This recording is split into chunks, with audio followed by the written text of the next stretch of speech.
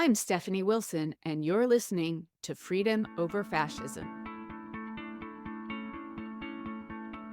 What I found, look, most people just want someone to listen to them. Even they may not agree with what you're saying, that's the starting point of listening. Try to have the audacity to find the common ground, to take those first steps. Because if you do that, you start having conversations and you show them that you respect them enough to listen. Hi, friends. Welcome back to Freedom Over Fascism. We're back again with new conversations after taking some time over the summer to regroup. I haven't been silent. You can find my thoughts over the past couple of months on the Substack, www.freedomoverfascism.us. After the Biden-Trump debate, the Democratic Party seemed like it was cracking down the middle. Some wanted Biden to step down. Many of us were terrified of the chaos an open convention would bring. But ultimately, President Biden stepped aside and endorsed Vice President Harris with impeccable timing. And we watched and participated in the Democratic Party uniting around Kamala with record speed. And once we started going to the organizing Zooms, raising money, we leapt into the Veep stakes with both feet. I'm recording this on Tuesday, August 6th, the day Vice President Harris chose Minnesota Governor Tim Walz to be her running mate. And though we all had different favorites, we're all in now for the Harris-Walz ticket. And the more I learn about Tim Walz, the more impressed I am.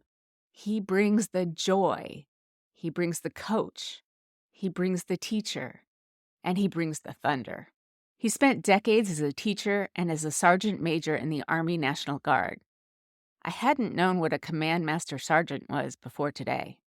That's the guy who rises through the ranks from private to become one of the people who are the backbone of our military and the advisors to our commanders, meaning he knows how to give advice in a way that a commanding officer can hear, and when things get fucked, he unfucks them. As excited as we all are about the presidential ticket of Kamala Harris and Tim Walz, we need to keep in mind the importance of running and winning local and state campaigns. That's the way we build real power and a deep bench.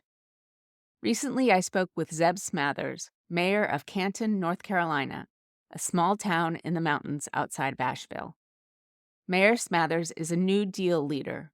Remember, we spoke to Debbie Cox Bolton, the director of New Deal Leaders, last year.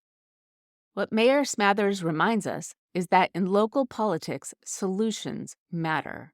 You need to fix the pothole or bail out your town from a record flood or get the garbage picked up, and it doesn't matter what your background, your party, or your potential is. My conversation with him took place over 2 sittings, and sometimes the audio gets a little wonky.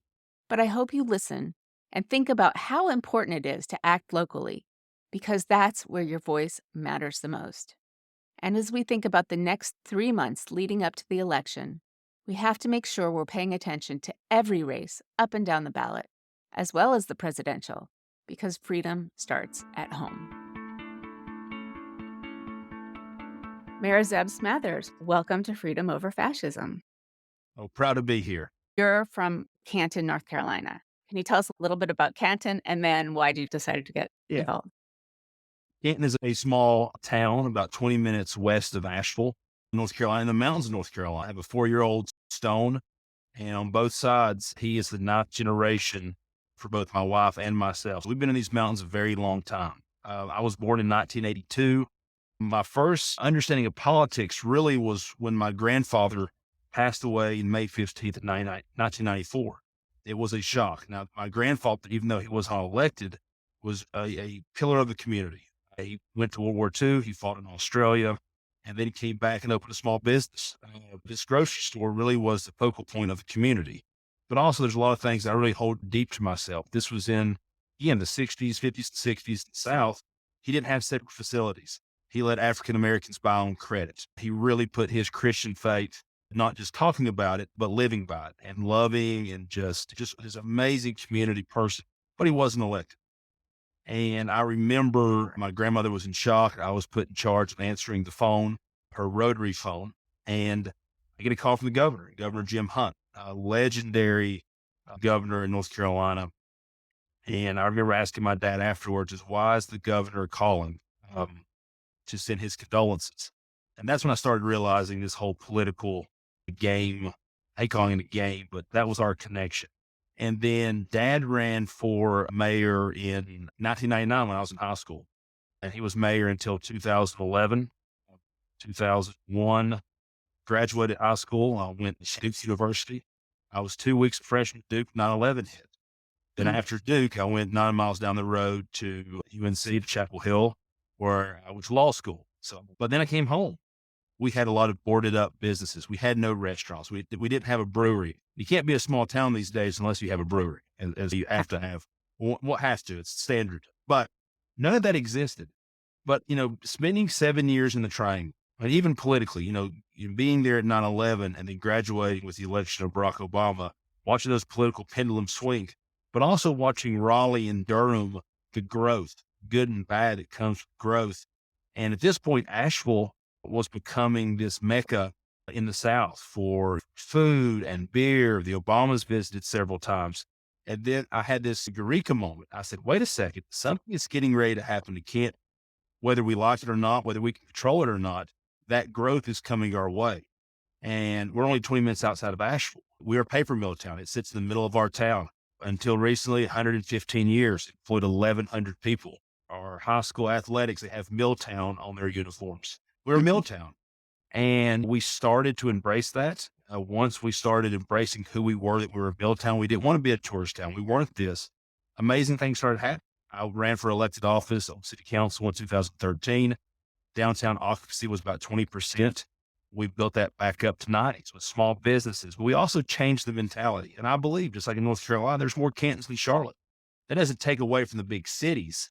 But if you understand small towns like Canton and the hopes and desires of these people and what their ambitions are, their successes, their setbacks, it really sets across the United States a fabric of really understanding people and what we need to do to move forward. And so we started building our town back. Then the pandemic hit in 21. We had floods hit us. It's amazing. My town is roughly 3,000 feet above sea level. I had to check tropic forecast. Like I'm 300 feet above sea level because of Wow. hurricanes in the Gulf.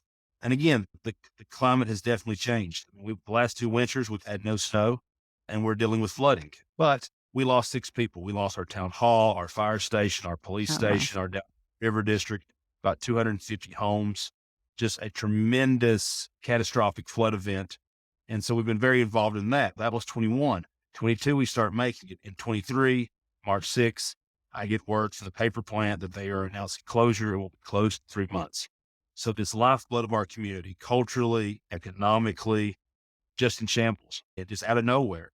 I think a lot of it comes down to respect. I think that, not to jump farther down into the story, but I think we see there are companies out there, people and companies, they may pat you on your head, they may sponsor a 5K, but do they respect you? And I think once again, you saw people in Canton, we were just numbers on a spreadsheet Mm. that understand or care for our economy. They didn't care about the environmental mess. This was just a business transaction. For us, this is home. This is where I decided to come back to. I had a lot of opportunities to go a lot of other places, but this is home. This is the place that made me.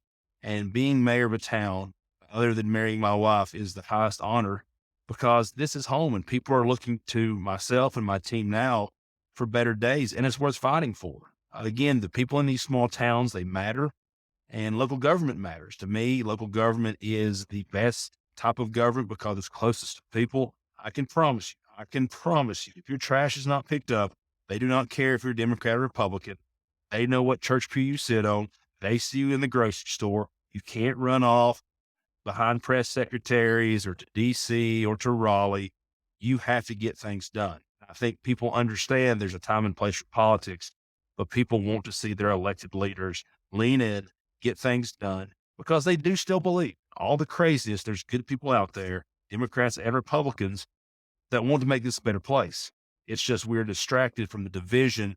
And I like to say the political industrial complex where people are making money by keeping us divided. They don't want solutions. There's no money in solutions. I signed up for solutions. I don't have a lot of respect for the politicians who find excuses and cop outs Some of us have a job to do, and I think that's the beauty of small town government and being a mayor.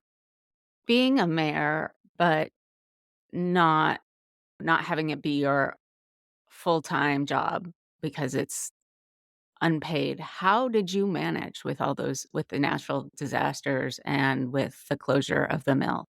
How did you find the time and the team and the resources to help the town? I have a very loving and understanding wife. That's the first step. This is the community that made me. I think something that all of us go through is that we always talk about what's next, and we forget to take the moment and look back on the people and institution and coaches and churches that made us who we were. I'm a product of this town. I'm a product of its public schools and coaches and churches, and they gave me the opportunity to be able to go to Duke, to travel around the world, to go to law school, even in court. I represent my friends and family at times.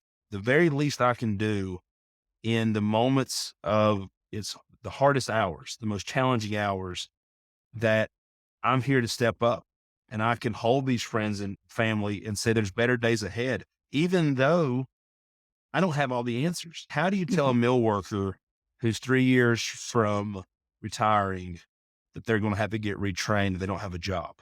Same mill workers hold you close and say they're praying for you. There's such a humanity. The mill is not just for 115 years been our economic driver. It's been the heart of our culture. We're a mill town. We're proud to be a mill town. And sadly, so many towns like Canton across the US in the last 20 years have lost these factories. And when you lose factory jobs and manufacturing jobs, you lose more than just the heartbeat of your economy. It gave people purpose. It paid for college educations. I know that there were foster families that the only gift they received at Christmas was because of meal donations. Mm. It sits in our town and it's just been who we are. And you need those identities. And looking back a year later, if you look at some numbers, and I think we're seeing this politically, if you look at economic index numbers, it tells one story. But when you talk to people and people that are driving farther and making less, it tells a different story. And so a lot of these people on paper have recovered. But just recently, I had to help a mill worker find money to pay his mortgage. The Mhm. mental health side of things. Worry, I think a lot of people, males and females in places like Canton, they see especially the larger political system not working for them. I worry about it pushing them farther away from the mainstream. It's hopelessness. I mean, you had workers Mhm. that worked for 20 years with their friends, they had security, and then corporate decisions completely brought that down around them. And something that I see time and time again, whether it be healthcare, dealing with issues with the mill, it comes down to respect. The people in these communities, they're deserving of respect. Their successes, their failures, their setbacks, their hopes. We're not just numbers on a spreadsheet. And when you deal with people that are making decisions based upon what a spreadsheet says, it only tells a very small part of that. And look, people have to make money and corporations are out there to do that. But you don't just have to do it in a way that doesn't understand that you are making decisions that are truly going to affect generations. We're making it. We've come a long way. There's a lot more to decide. I've got a $1.4 million hole in my budget because of Evergreen's business decision. But I'm still checking on mill workers. You can sense the despair, but we're also learning how to put one foot in front of the other. I think Canton, like so many people and places in the United States and world, we've all been through something. We've all been through trauma. Again, there's a lot of tables with empty chairs at them. They may be because of COVID. They may be because of a natural death. It may be because of a job loss or a broken home. I think all of us are putting one foot in front of the other, but that is the only way to do it. If there's a better way, I'm all ears. But the people of Canton and Haywood County, we've been through challenges before. We've been through flooding. We've been through economic downturns. This is the worst it's ever been, but we're still putting one boot in front of the other. And that's all we can do. But I think there's some toughness there. There's some resiliency there. And as much as people want to say, we feel bad for you in Canton, we don't want our story to be one of pity. We want to be inspirational. If we can make it through, we want other towns that are going through similar but different situations to, hey, look what that town did. Look how tough they were. Look how better they made themselves against all odds. We want our story to be hopeful at the end of the day. And I think that's shared across the country. I think it is. But this is a kind of a fraught moment Uh-huh. nationally as well as locally. How has the national political atmosphere affected you in Canton from a standpoint of you being mayor or the standpoint of the community and whether it's feeling fractured? It has and it hasn't. And it hasn't because from 0 hour during the floods of 2001, when we lost 6 people, over 250 homes, our town hall, our fire department, our river district, the leaders, and I understand I am a blue dot in a red sea, but there was an effort from Canton and our Haywood County commissioners to Raleigh to DC. We are going to make this bipartisan. And we're not just going to say that for a nice soundbite. We're going to show the people.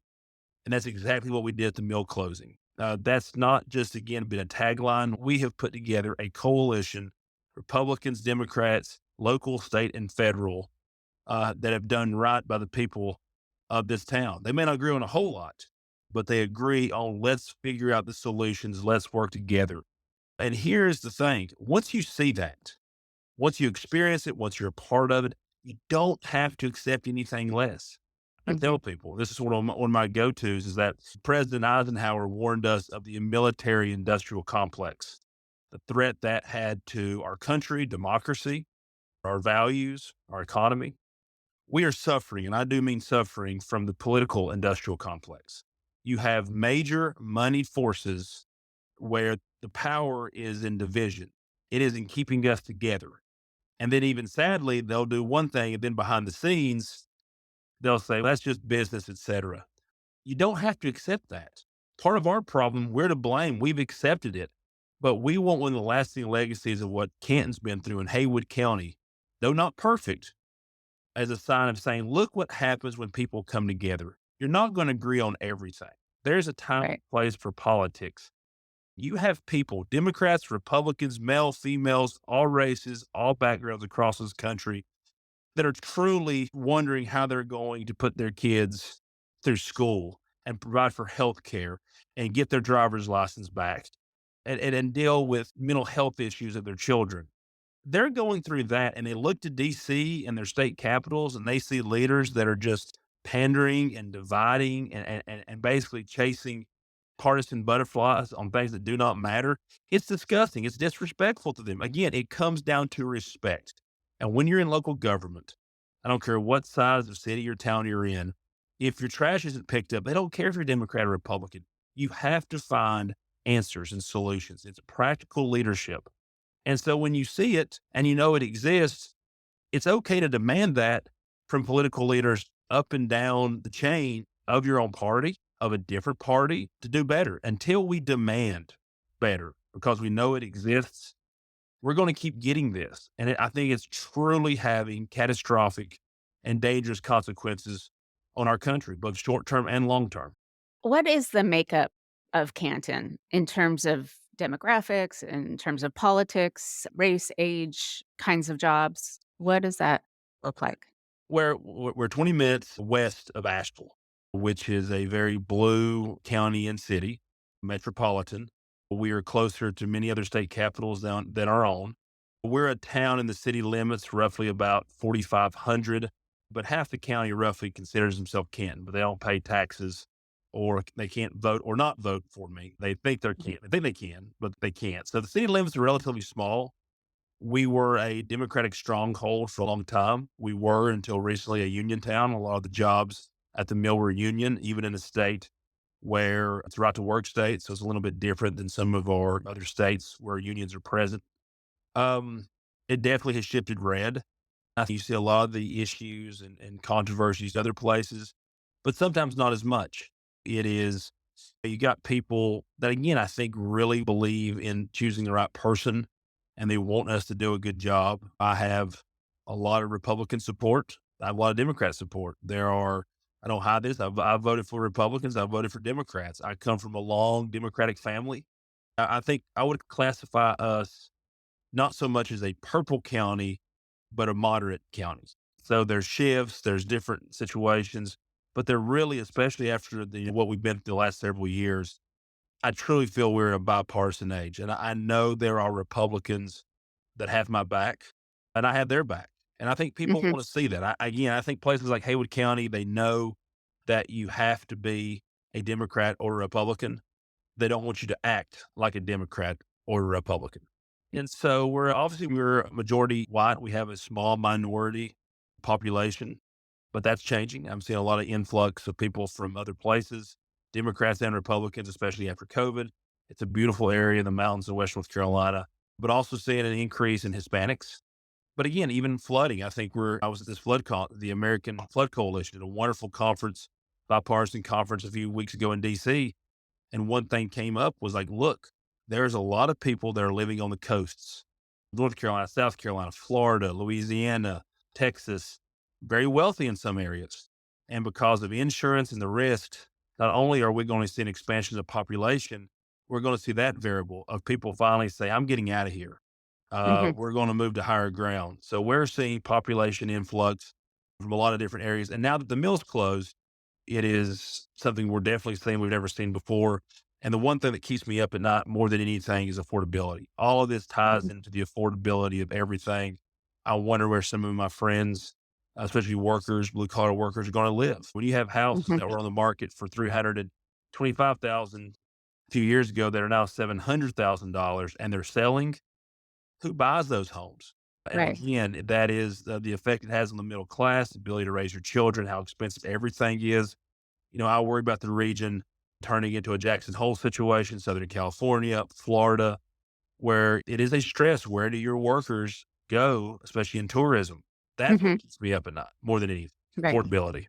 I think that goes for almost every part of the country.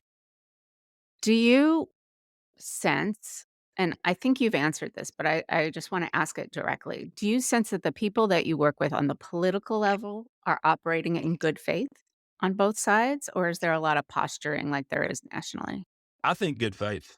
Again, I don't lose sleep under knowing that people from a different party have my back. We're not always going to agree. Sometimes we Mhm. all may hold our breath and have issues. And there's a Mhm. time and place for that. There's a time and place for national politics.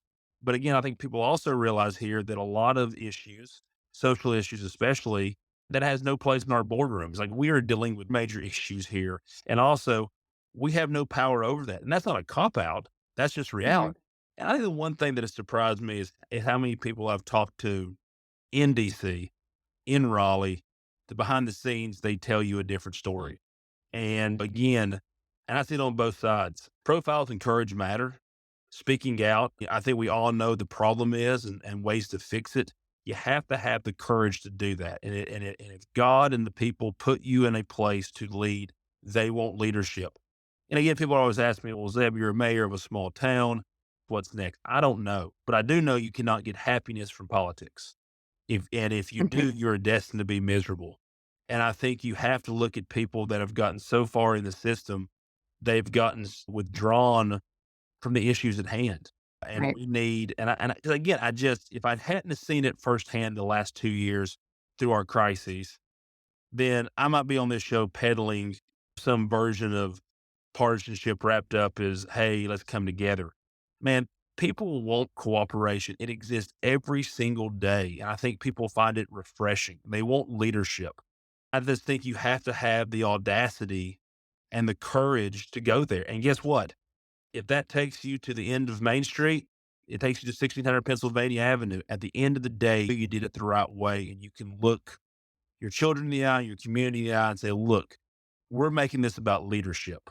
And until we do, we will continue to get exactly the division, the controversies, the dog and pony show, the circus that's just not accomplishing anything. The wolves are at the door. We have serious, again, I'm a movie guy, so it's still a line from the American president. This is a serious time and we need serious people to solve them.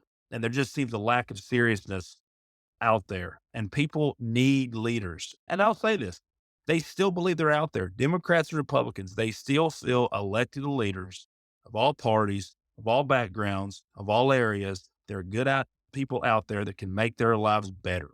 We haven't lost that. We've lost a lot, but people still believe it's our job not to let them down.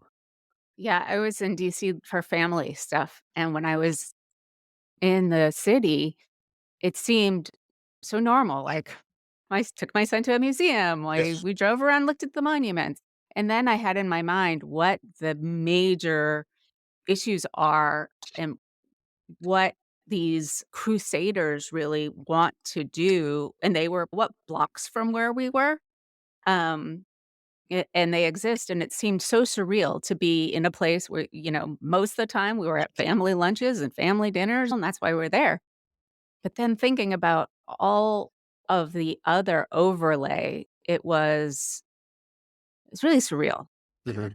And so, while I hear what you're saying about people want folks to get along and solve their problems, there's also this big philosophical difference. Mhm. Perhaps not at the local level, but definitely at the national level of the kind of society people want. So, two questions. One is, do you think you are able to bypass that in the service of local needs, but also how much of that ideological difference in how we should live and be governed Mhm. do you find in Canton?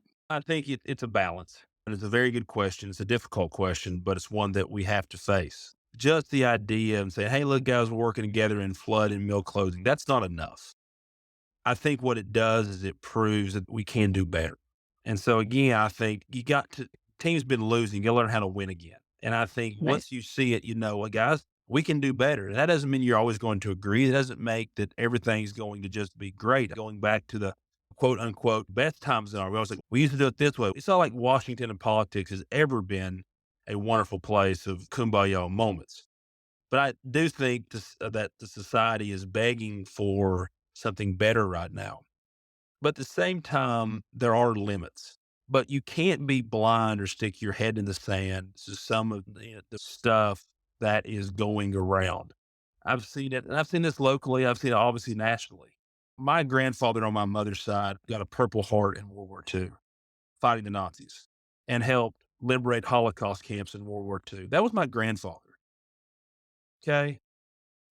It is absolutely sickening, disgusting, and without any excuse to stand by and listen, promote, tolerate, or even consider people that are peddling that absolute anti-American garbage.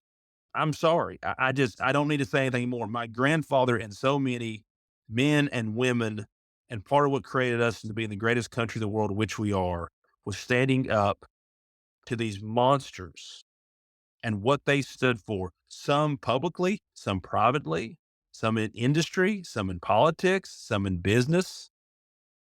Because that should be a profile in courage. Standing up to people that are advocating for death and destruction of American values and what makes us great. There's no toleration for it. There can't be. Guys, because again, history teaches us that if you let it fester, before too long, it will take over. And there are moments right now, I think, between Democrats, Republicans, independents, stand up for what's right. Again, you can't pick and choose what star and stripe you want. If you're going to love your country, you have to love every part of it, the good, the bad, the hard, the difficult, and the unknowns. And it's not just a given. You can't talk about the importance of veterans and military and the ones that came before and the sacrifices. They made sacrifices for a great, loving, open country that was a lot to the world, not one that was small and just open to some. But again, you have to show we can do better. We deserve better. Our people deserve better. But at the same time, let's reach for our highest ideals. That's what we were. I think one of the great tragedies of our time is we have shrunk the greatness of this country. It is open to all. And Mhm. it's finding the solutions. It's solving the big problems. It's bringing everyone along. It doesn't mean you're always going to agree, but the America that we talk about isn't small. It's great. It's big. It's open. The experiment goes on. But if we don't pay attention and let the wolves take over, especially the one dressed as sheep, we'll regret that. And we're letting down our forefathers, especially the ones like my grandfather who fought these monsters and the ones that made Right. pay the ultimate sacrifice. That's Again, right. you can't honor the ones before you unless you are willing to stand up and say, this is wrong and we deserve better.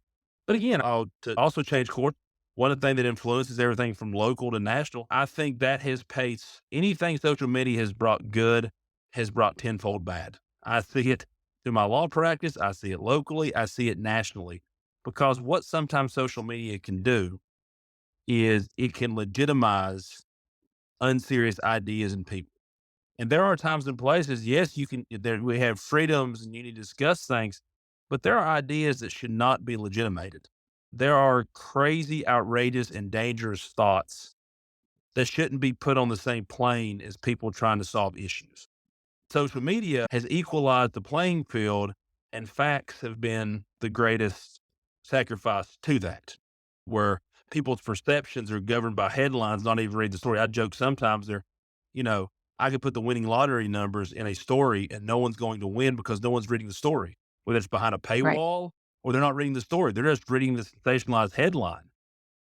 That's dangerous. And again, we need people to think and to question, even the people, even their own parties and their own leaders. That is such an important part of the citizens. You don't need to be an elected official to lead. You need to question, but it needs to be fact based. And you got to be able to determine by the people that are serious and the ones that are not, because there is a difference. I do wanna know, how do you cut through that crap that people are getting on social media and on cable news and maybe even local station if they're owned by ideologues, and get to the shared values of the American dream, freedom for all, the inclusive nature of a multicultural democracy? How do you cut through to the shared values? I think first off, you listen. The power lies in listening, seeing why they believe what they believe. Now, some people and some things, it's just nonsensical, especially when you talk about some of the, I'm never going to listen to a Nazi. Call me old fashioned, not going to. But that's such a minority. It really is. But people that you may have very differing views on, call it COVID, whatever, listen, see where they're coming from. Try to have the audacity to find the common ground to take those first steps. Because if you do that, you start having conversations and you show them that you respect them enough to listen. Never forget the power of what it shows when you listen to someone other than just talking over them or throwing them to the side. And the great danger is if you don't listen and you just discount them, they don't know what they're talking about. They're an idiot. You're pushing them farther and farther to the point. What I found, look, most people just want someone to listen to them. Even they may not agree with what you're saying, that's the starting point of listening. Also, I think you have to play the long game and understand some of the smoke and mirrors and the circus, it can't last. There's no underpinnings of factual knowledge. We've seen it with the mill closing for a year. I heard this is coming. I talked to this person. I go, it's not true. Sadly, sometimes people on their own have to come to their own conclusions of what they've been told is simply not true. You don't need to force feed it. You just need to listen and just state your claim. But if you, especially factual driven stuff, at some point it's going to come out. It's my favorite quotes is from Mark Twain that a lie gets halfway around the world before the truth gets its pants on. But at some point, the truth does catch up.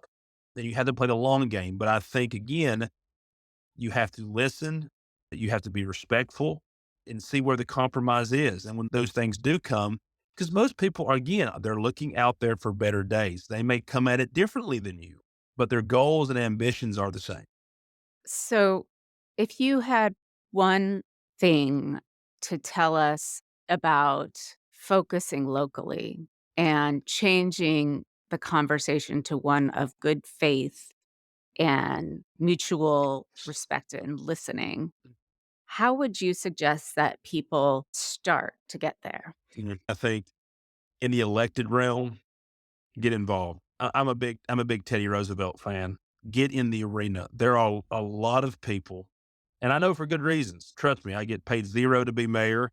I don't enjoy seeing my name on social media posts and complete nonsense at times, but I'm in the arena. And the great American decisions now and in the past are being made by the ones that are present. And even if you lose, you need to be out there. Now, you don't need to be on a just saying what you want to say, but you got to be involved. And I understand why you wouldn't want to be. but you have to be paying attention. You have to get involved, whether you like it or not. This is the process. But again, some things we've discussed here today, they don't require you to be elected. It requires you to care and to listen and take steps and saying it. Because also respect, there is a lot of anger out there, and some of that anger is not unfounded. I see with mill workers here we have, I mean, in the day's closing, it was like, we'll just, we'll retrain them and they can do this and that. Now, again, it was a little jokingly, but I said to somebody, I mean, some of these bubbas, you can't make baristas.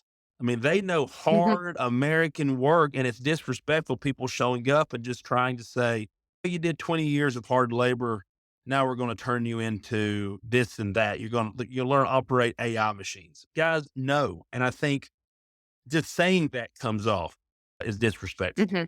So I think you got to understand your crowd and where you're at and look for the common situations. But people can do that. They can do their own families. This was after the murder of George Floyd.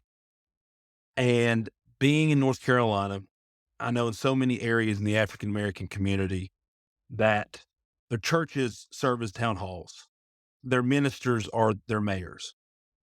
And I remember reaching out to a woman minister, and she appreciated me calling and checking on and talking about what was happening.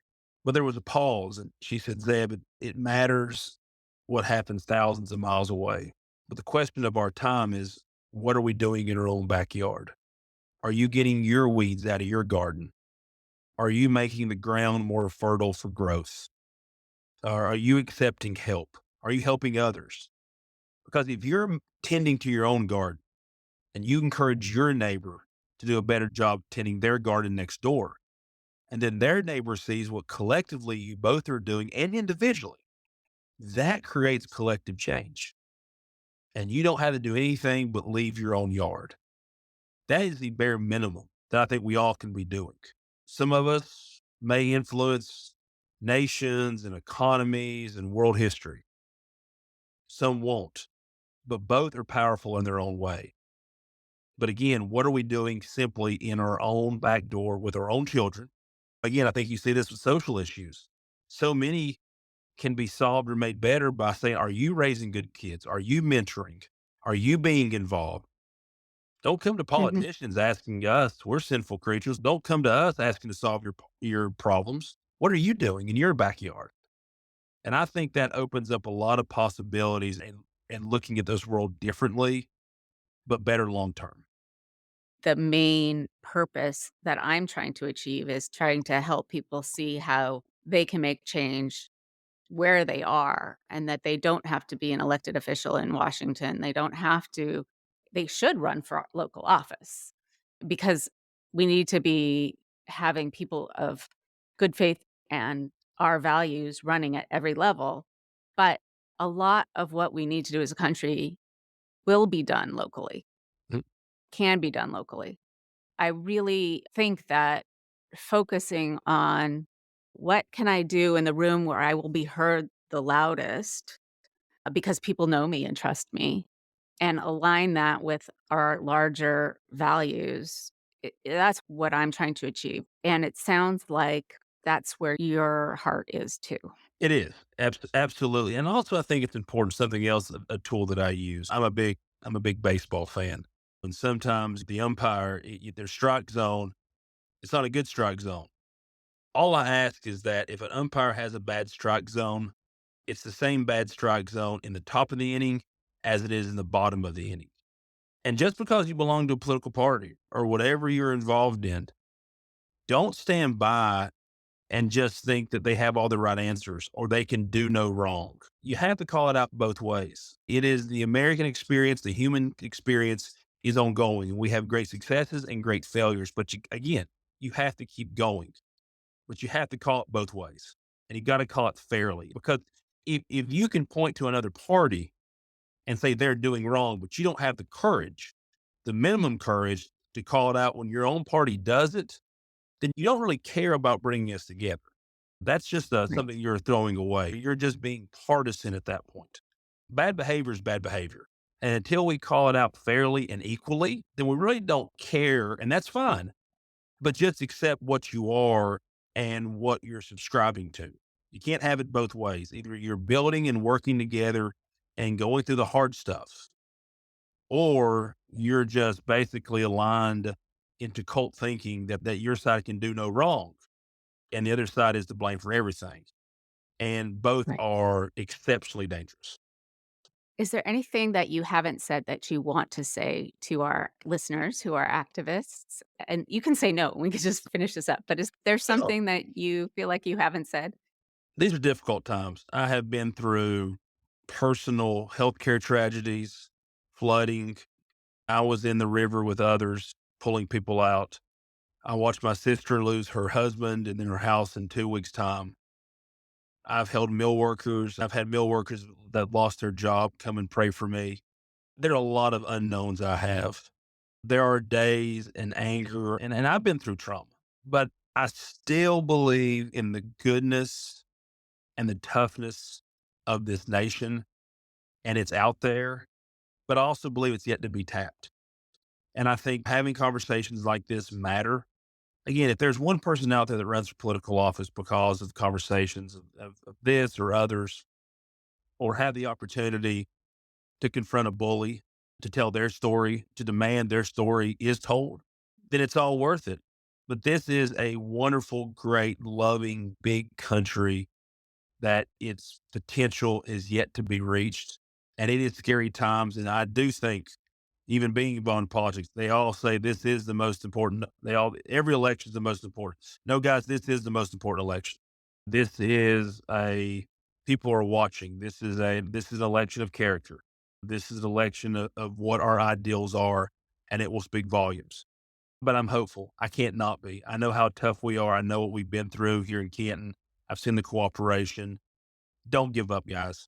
Don't give up. Still believe in this country of what, not so matter what we are, but what we can be. That's something that's not lost on me. To me, it's not always about saying, hey, this is how bad it is now, but saying it's not what we are, what we were, but what we can be. It goes on, but it demands people getting involved, doing the right thing. When you have the chance to do something bad, do good. When you have the chance to do good, do great. Every day in our own gardens. Guys, keep going. It's worth fighting for. No offense. That's exactly what my grandfather, you think any of the people that came before and in these wars just said it's not worth fighting for? Too many sacrifices have been made even to do what we're doing right now. It's our job to carry on. Thank you for listening to Freedom Over Fascism. Please leave a rating or review wherever you listen. And if you can, please subscribe at www.freedomoverfascism.us.